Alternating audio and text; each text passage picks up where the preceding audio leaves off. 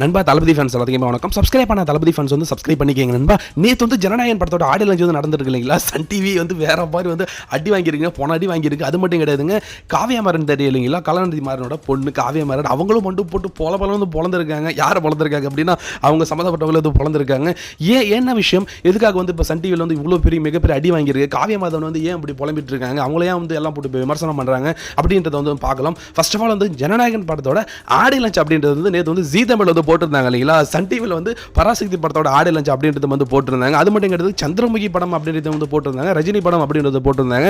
ஏன்னா வந்து ஜனநாயகன் படத்தோட ஆடியோ லான்ச் அப்படின்றது வந்து டிஆர்பி வந்து அபகரிக்கணும், டிஆர்பி அப்படின்றது வந்து பராசக்திக்கு அந்த சந்திரமுகி படத்துக்கு தான் அதிகமாக வரணும் அப்படின்னு வந்து அவங்க நினைச்சிட்டு இருந்தாங்க. ஆனால் வந்து மிகப்பெரிய அடி வந்து வந்திருக்குங்க, மிகப்பெரிய அடி.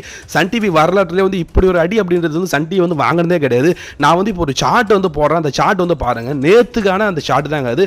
நேற்று வந்து பாருங்க, நேற்று வந்து சன் டிவி அண்ட் ஜீ தமிழ் அப்படின்றது வந்து எந்த நிலைமையில் இருக்குது பாருங்க. ஜீ தமிழ் அப்படின்றது வந்து உச்சத்தை தொட்டுருக்குங்க. ஜீ தமிழ் இது வரைக்கும் வந்து சன் டிவியை பீட் பண்ணி இந்த அளவுக்கு வந்து போனதே கிடையாது. சன் டிவி படுத்துருச்சிங்க, ரொம்ப கேவலமாக வந்து கீழே படுத்துருச்சு. அவங்க வந்து பராசக்தி போடுறாங்க, சந்திரமுகி போடுறாங்க, அந்த பற்றின பேச்சே கிடையாது, ப்ரோமோ போடுறாங்க, என்ன போட்டுமே வந்து கண்டுக்கவே கிடையாது. ஸோ இந்த ஒரு விஷயம் அப்படின்றது வந்து சன் டிவியில் வந்து ஆல்ரெடி ஒரு பெரிய பிரச்சனையாக போயிட்டு இருக்கு. தளபதியோட படத்தை வந்து போடாமல் வந்து டிஆர்பி வந்து அடிமட்டத்துக்கு போயிட்டு இருக்கு. மக்கள் வந்து கிட்டத்தட்ட வந்து கலைஞர் டிவி வந்து மக்கள் எந்த அளவுக்கு வந்து வெறுப்பாங்களோ அந்த அளவுக்கு வந்து சன் டிவி வெறுத்துட்டு இருக்காங்க. கலைஞர் டிவி வந்து மற்ற கட்சிக்காரங்களை யாரும் பார்க்க மாட்டாங்க இல்லையா? அதே மாதிரி தான் வந்து சன் டிவி வந்து பார்க்க முடியாத அளவுக்கு போயிட்டு இருக்கு.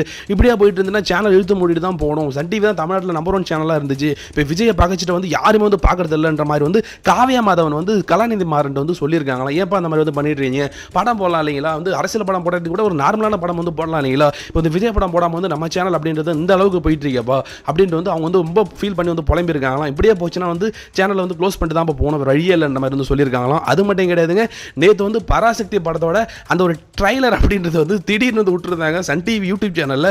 சன் டிவி யூடியூப் சேனலை விட்ட உடனே வந்து எவனுமே அதை கண்டுக்கவும் கிடையாது, லைக்ஸும் வரவும் கிடையாது, ஒன்றும் வரவும் கிடையாது. 100 லைக்ஸோட 200K லைக்ஸோட வந்து அப்படியே வந்து ஸ்டாப் ஆகிடுச்சு, பார்க்கவே கிடையாது. ஆனால் திடீர்னு வந்து இப்படியே விட்டால் வந்து நம்ம ஜனநாயகன் படத்துக்கு போட்டே வரோம், நம்ம ட்ரைலர் வந்து கொஞ்சம் அப்படி கெத்தாக காமிக்கணும் அப்படின்றதுக்காக ஃபுல் போட்ஸுங்க, ஆடு போட்ஸு போட்டு போட்டு பொலத்துக்கு வச்சிருக்கானுங்க. எங்கே பார்த்தாலும் ஆட்ஸாக வந்துட்டு இருக்கு, எங்கே பார்த்தாலும் வந்து போட்ஸாக இறக்கி வந்து அப்படியே வந்து கிட்டத்தட்ட 26-27 மில்லியன் வியூஸ் அப்படின்றது வந்து காமிச்சிட்டானுங்க. ஆனால் லைக் ஏறவே கிடையாது.